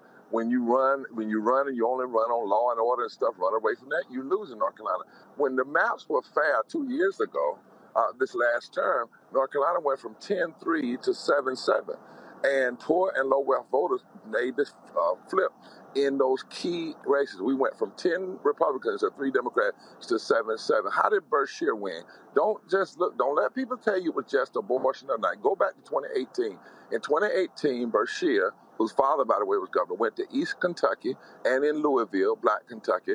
He said, if you elect me, I'm gonna do felony reenfranchisement, for people who were had lost their voting rights. I'm going to do Medicaid expansion, and I'm going to raise the minimum wage. He said that. He ran that. He even said some things are not about Democrat versus Republican, left versus right, but right versus wrong. When the Poor People's Campaign was in the street and the current governor would try to block us, as Attorney General, Berkshire stood against that governor. He went to Eastern Kentucky and showed white folk in Eastern Kentucky, and he won counties. In fact, we were up there, and in 5 counties, 3 of them turned blue in 2018.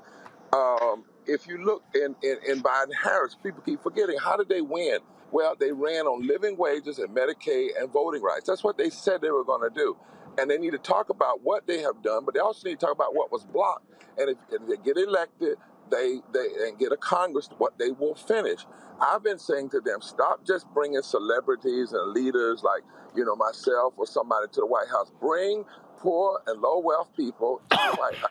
Yep. Whom your policies have lifted and impacted. Let them know what you've done, then tell them what you're going to do, and let them be your children, because there are 60 million, listen to this, Roland, there's 60 million poor and low wealth voters in this country. 27 million voted in the last election, 39 million did. There's not a state in this country where poor and low wealth voters don't make up at least 33% of the electorate. And in most states, if just 20% or less in those states would be mobilized, not 30, not 40, just 20%, around an agenda, whoever got those votes would win. So how in the hell can you really say you want to win if you're not just working hard for those votes, telling for what you've done, what the blocks were to what you wanted to do, and if you give me another term and the Congress I need, this is what we're going to get done.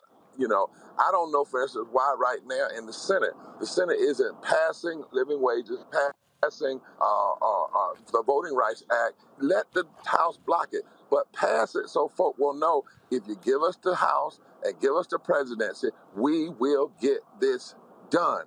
And this is what we've already done, and this is what we'll do. And that's how people will be moved to the electorate. It's real simple. It's about, what's really people are facing in their lives. And lastly, Roland, we got to talk about life and death. Life is on the ballot. Poverty is the fourth leading cause of death in this country. If you're not addressing poverty and low wealth, you're not addressing people's lives. 350,000 people died during COVID from the lack of Medicaid expansion. The lack of health care. You're not saying what you're going to do about health care. You're not caring about people's lives. But if people know you care about their living, then they will move and vote for you and stand up and stand with you. That has to happen in this cycle. Well, what you laid out, I think, is critically important, but it's also we're talking about being on the ground. We're talking about really focused. You and I talk all the time, and it's not this silly, normal, and I'm gonna say it. Too many dadgum civil rights organizations want to have personality-driven rallies as opposed to educating people. When we were in Virginia, helping the Virginia House Democrats. After the 5 events we did, people would come up to me and they would say, "Well, man, what can we do?" I said, because it was like alphas and it was deltas and AKAs and other. I said, listen, stop trying to cover the whole doggone area. I said, go pull the data, find out the 5 lowest voting precincts, and then each one of y'all members of the Divine Nine take one precinct. I said, take one precinct. I said, stop trying to do everything. I said, so if you take the 9, let's take the lowest 12, Divine Nine, Eastern Star, Prince Hall Mason, and the Links. Those 12 organizations, I said, just focus on one.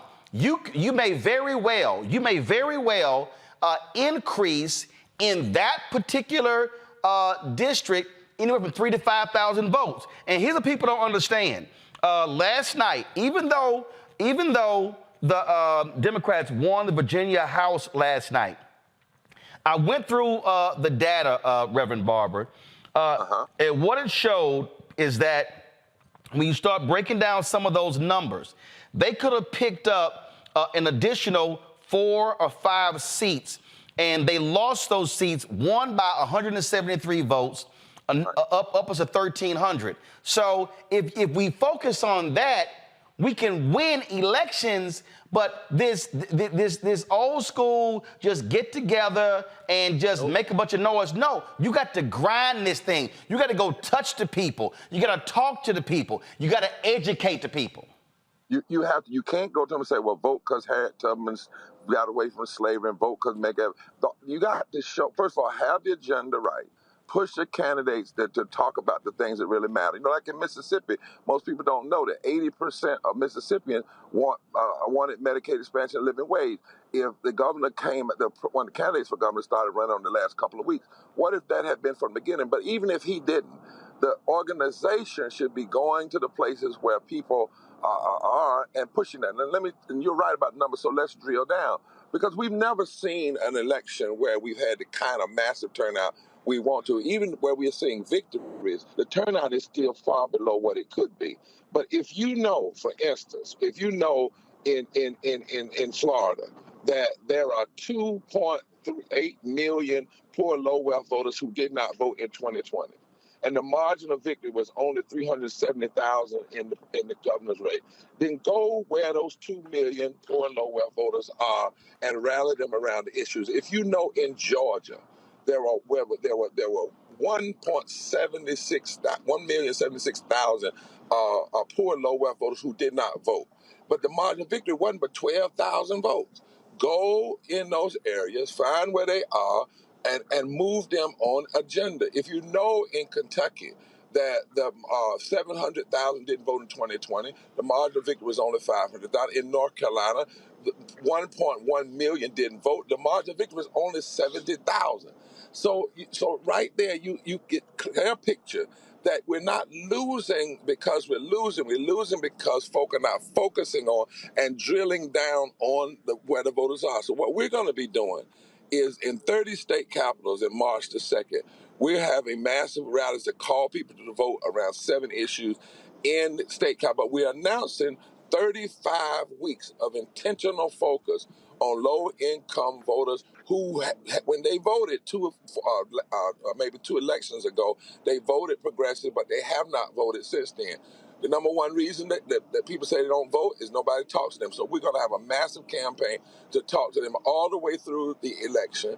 And every time we gather, we're going to be gathering around issues, but then the issues will drive who we go talk to.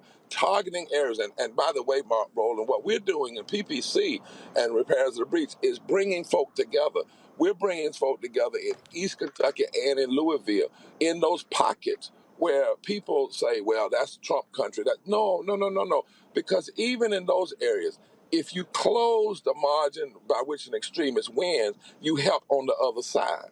And so you've got to drill these numbers down. I don't know how many times I have tried to say it nice, say it cussing. The world, can you walk away from this many potential voters? And the number one reason that they don't vote is that nobody talks to them. Talk to the people, go where they are, pick the areas, and increase these margins. And victory for progressive and for civil rights, for justice, can happen. Look, even in the South, there's not a southern state. There's not one southern state. Y'all hear me on this? Where 20, if you move 20% of poor, low-income voters, 20%, that it would not fundamentally shift every electoral, every at-large election. That's why these folk are so hard on voter suppression. They are looking at these numbers. They know the Southern strategy has all kind of breaks and holes in it. And for the life of me, I don't understand sometimes why, as you say, folks are continuing to just do the old school, the celebrity-driven, just do a door knock, tell folk to vote because folk died for it in the past. No, tell them to vote because of how they need to live in the present and what's happening right now, and go target in those areas. But we can't be bougie now. We can't just go get the folk that normally go. And you can't, after the election, when they put up, 90% of the black folk voted for a candidate. No, that's 90% of those who voted. Right. It's not 90% of our people. You got to know what's really going on. Read the numbers and go hard, go hard in the trenches and hard in the paint. And lastly, you've got to mobilize the folk in those communities that go hard. It's one of the things we're trying to do is make sure that if you're going in communities, you don't go into communities with people who never go in the community. You raise up and build leaders from within those indigenous communities so that they can become the ones who inspire others to move. Well, that's why I don't know why the White House keep playing game with this, but this is why they need to stop trying to just invite you, accept that invitation, bring poor, affected people, and have Biden meet with them. He can talk about his existing policies, but I'm tired of this whole deal where you only talk middle class, Scranton. No, it's a bunch of poor people. It's a bunch of poor working class people. People out here trying to make ends meet, they need a voice too, and they've been messing around for 3 years not wanting to have that meeting. And they have a voice. 60.9% of black people are poor and or low wealth. That's 26 million people. 30% of white people, that's 66 million. What we have said to them is let us bring into the White House a diverse group of low-income, poor people who actually support what you've tried to do. And with some more religious leaders, talk to them and let those people leave the White House and go out and tell the story. This is what has happened. This is how it has impacted us. This is what it's done to address poverty. But some people made it temporary. If we get out here and vote, we can put people in office who will make these things permanent. We can address 87 million people without health care. We were 2 votes, Roland, 2 votes from 43% of Americans, 50 plus million Americans, and 43% of black people moving out of low wealth if the living wage bill had passed. We were 2 votes. 2 votes.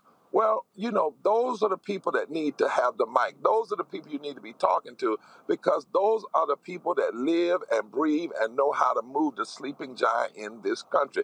Anybody in this election cycle, as close as these elections are, that is writing off 60 million poor and low wealth voters and not talking to them intentionally is a damn political fool. I'm just going to say it like that.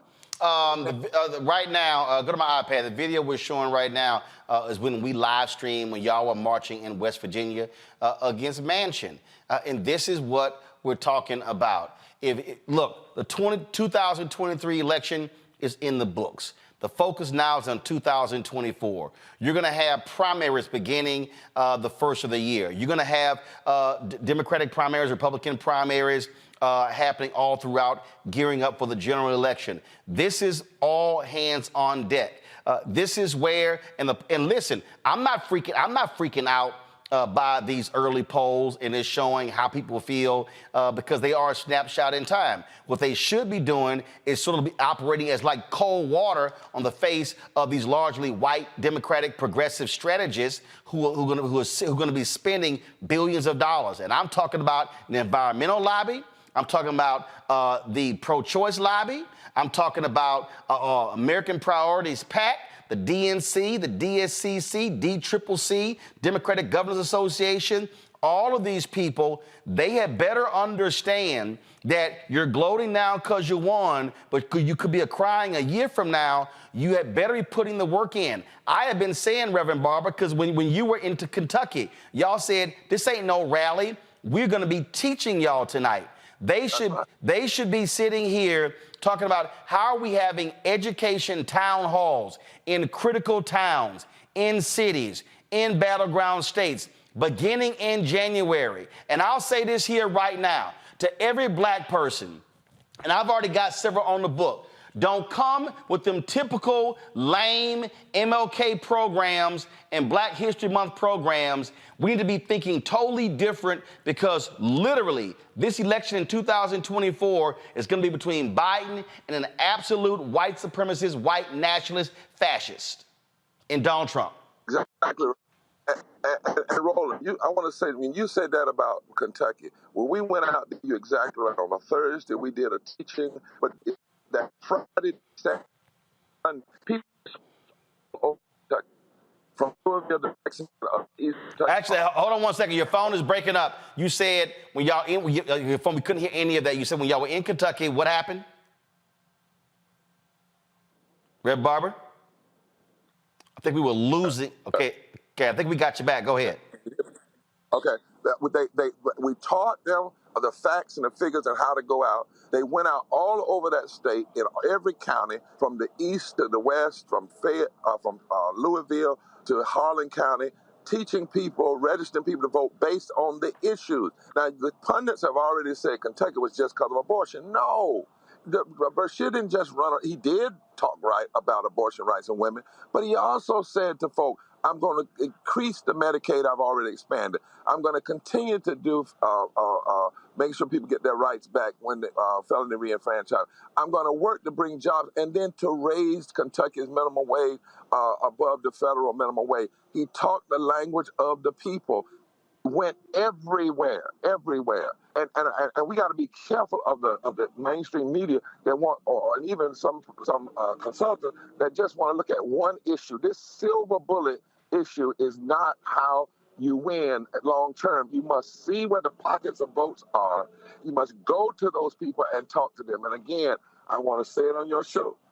I've said it for the life of me. I do not know why that we've been asking for 2 years now to bring impacted people, poor low income, from West Virginia, from North Carolina, from key places, from battleground state, into the White House, not to be Democrat or Republican, but to talk about what was done, to hear what's going to be done and continuing, and allow those people to go out and be the microphone. You know, in our campaign, we don't even have to endorse anybody. We endorse the issues and let people look at people and say, listen, where do they stand on Medicaid? Where do they stand on health care? Where do they stand on your life? Where do they stand on living wage? People are smart if you point those things out, but you have and you cannot leave this sleeping giant sleep. And that is poor and low wealth voters are a critical key to a fundamental shift. And lastly, Roland, I've done the data. And I got a book coming out, how the mythology called white poverty, how the mythology around white poverty continues to exacerbate lies about race and class. And the data shows that poor and low wealth white people even don't in the majority vote against their own self-interest. Most of them don't vote, but when they tend to vote, they actually tend to line up more with black people in terms of the issues that really matter. That's why even in Mississippi, 70% of Republicans want Medicaid expansion. 80% of all Mississippi. We better know these numbers. We better go to these people. We better let them know where the policies are going if folk get elected, because that's where the power lies in this particular season that we're in. One more time, there's not a state where poor and low-income voters don't make up over 33% of the electorate, and in most battleground states, poor and low-income people, that's people who make less than $15 an hour and who are $500 away from economic ruin.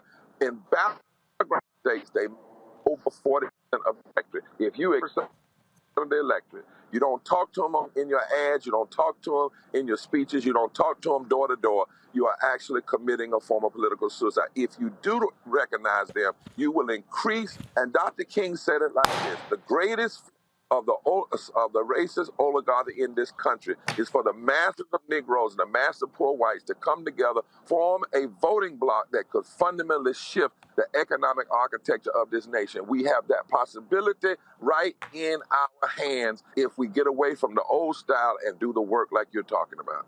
Reverend William Barber, Poor People's Campaign, Repairs of the Breach. We appreciate it. Thanks a lot. Final comments from our panel. At the end of the day, Robert, again, the work begins now. I always say the end of the election is the end of one. The election is the end of one process, and the beginning of another. Guess what? 2023 elections are now gone. Now the focus is, okay, in where I live, what are there school board races next year? Are there county races, city races, state rep, state senate, gubernatorial? Obviously, it's going to be congressional, presidential. This is where take a breath, get some rest, get recharged, get refurbished, but it's time to go to work. You're absolutely correct. And look, at this period of time when the Republican Party is effectively in shambles, it's not a functioning party, Democrats cannot just simply count on the fact that Donald Trump's going to be in prison and they're going to win by default, which is the attitude that I hear from a lot of Democratic political strategists in the majority right now. The reason that they feel they don't have to put their pedal to the metal in this election, they can kind of wait it out because they want to play that game with just being in the center, being in the middle, not taking any strong positions, and just let the Republicans defeat themselves. That is not a winning strategy. If you want African Americans to turn out in the same numbers they turned out to save you in 2020 and in 2012, you need to put the work in. If you want young voters to turn out in record numbers, remember these Gen Z voters, they think of President Trump as being the president of free stimulus checks, of PPP loans, and of reality TV, and not having to go to school. They don't have the same view of Trump as other voters do. You have to put in the work to bring them around. It's not enough just simply to have meetings with the elites at the White House. You need to hit the ground running, put forward the legislative agenda that you promised in 2020, show the people you're fighting for it, and show people that with another term, you'll get the job done. Rebecca. The Democratic Party can't rely on suburban white women in order to win next year. If that was the case, then last night in the Jackson northern suburbs in Ridgeland, which is Madison County, Mississippi, we would have seen Tate Reeves get voted out as governor, right?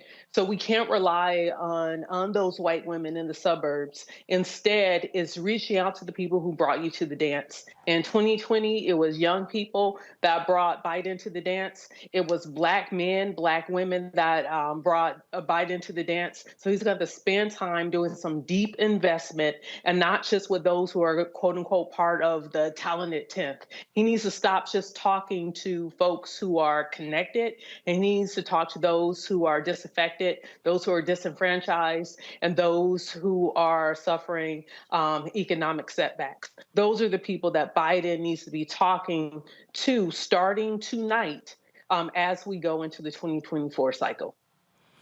All right, Joe. I am always inspired by Dr. Barber, and I think that what he said is where we need to be. There's this sleeping giant of millions upon millions upon millions of voters in places where we're supposedly red, but we're actually misread. People there, the votes are there. And there's nobody that understands what Medicaid expansion is that could be affected by it and bettered by it that doesn't want it.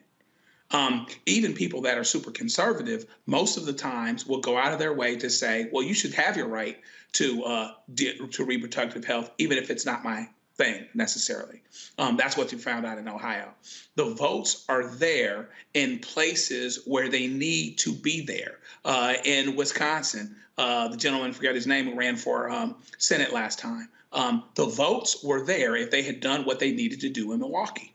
And so as long as we are intentional about going out, educating voters, connecting them to those issues, listening, so that we know that what we are doing is not being pitched on deaf ears, and we're putting them out in the front to help sell what it is that needs to happen, then we can continue to be successful. Again, the Democrats are on the right side of most bread and butter, regular folk issues. And so what we can do is, if we do that work, we can win, but the work has to be done, and it has to be done long term. Robert? As I said, the work goes on, the cause endures, the hope still lives, but the dream will never die. But I want to impress upon the Democratic Party, the black folks are not going to turn out with the same old, well, we brought Jay-Z out for the concert, we brought T.I. out, we brought, we went to the barbecue, I got hot sauce, I got a big pile of collard greens. That's not what black voters are looking for right now. You passed $1.7 trillion in infrastructure, $1.5 trillion. I gotta stop. Hold up, I gotta stop you there, because the Black Voters Matter folks properly use collard greens and food to register people. So I gotta stop you there, because hold up, in your state of Georgia, they were very successful by pairing food drives with voter registration. So I gotta slow you down a little bit there. We can do that in the third rail. From the administration, we need policy, we need legislation. That's what I'm saying, but you gotta specify. Because, I've been on the road with Black Voters Matter. They use concerts, they use food drives, they use everything at their disposal to register people, to get them to turn out. And so all that works, but you're right, you still have to have policy. But again, everybody has different roles. And the reality is, from the administration standpoint, they have to say, one, what we did, then what we're planning to do. What they can't do is only talk about what we did, because elections are based upon not on what you did, but what you're going to do. And so, again, and for everybody else out there, I keep telling y'all this, and y'all think I'm playing. And I'm gonna do a whole breakdown. I'm trying to figure out when I'm gonna do it. I might do it after the first of the year. I might do it actually before then. But we're gonna spend a whole 2 hours on Project 2025. And y'all really need to understand, these people are not hiding it. They're not keeping it to themselves. They are very clear on what their plans are if Donald Trump takes back the Oval Office. And that is not an America any of us wants to be a part of. Trust me. Joe, Rebecca, Robert, I appreciate it. Thanks a lot. Everybody who's watching as well, folks. It was a huge night. You had Congresswoman Sheila Jackson Lee, who was headed to a runoff against State Senator John Whitmire in the race for Houston mayor. Neither one of them got a majority of the vote, and so they moved to that. That's going to be in a few weeks. Whitmire got 42.5%. Lee got 35.6%. Runoff is going to take place on December 9th. Philadelphia gets its first black female mayor. You have Chanel Parker, elected the city's 100th mayor. And again, first woman to hold the position. Of course, she won the Democratic primary, so she was guaranteed to win as well. And so many people are watching that, because she also ran on Law and Order and also believes in stop and frisk. So we'll see what happens there. And plus, a big congratulations to Yusef Salaam. Remember, one of the Central Park Five, the exonerated five? If Donald Trump had his way, they would have got the death penalty. Last night, he officially won, and he is now going to be a member of the New York City Council. He'll represent a Central Harlem district on the City Council. And so certainly congratulations to Yusef Salaam. You also had a North Carolina town electing its first black woman mayor. Barbara Fouché will be the next mayor of Carborough, North Carolina. She served on the town council. She won a seat in 2017, reelected in 2021. She's the first black woman to serve as mayor of the town, the second black person to hold the office. You also have, in Rhode Island, the first African-American member of Congress, Gabe Amo, who served in the Obama and Biden administration, defeated Republican Gary Leonard to win Rhode Island's first congressional district. So congrats to him. So a lot of big wins last night. Folks, that's it for us. We'll see you tomorrow right here on Roland Martin Unfiltered on the Black Star Network. Don't forget to support us, what we do. Folks were sitting here sending us via Cash App. They were like, when I was cussing, they were like, hey, keep doing it.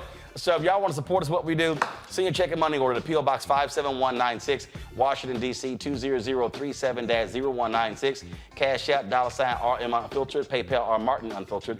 Venmo is RM Unfiltered. Zelle, Roland at RolandSMartin.com. Roland at RolandMartinUnfiltered.com. You also, of course, should get my book, White Fear, How the Browning of America is Making White Folks Lose Their Minds, available in bookstores nationwide. And, of course, you can check us out on Amazon News. So go to Amazon Fire. You can watch our 24-hour streaming channel. You can watch us on Plex TV, Amazon Freevee, as well as Amazon Prime Video. Folks, that's it. I will see you tomorrow. Reese Cobra's going to be sitting in the host chair tomorrow. I've got a dinner at the Vice President's house at 6 p.m., so I will be there.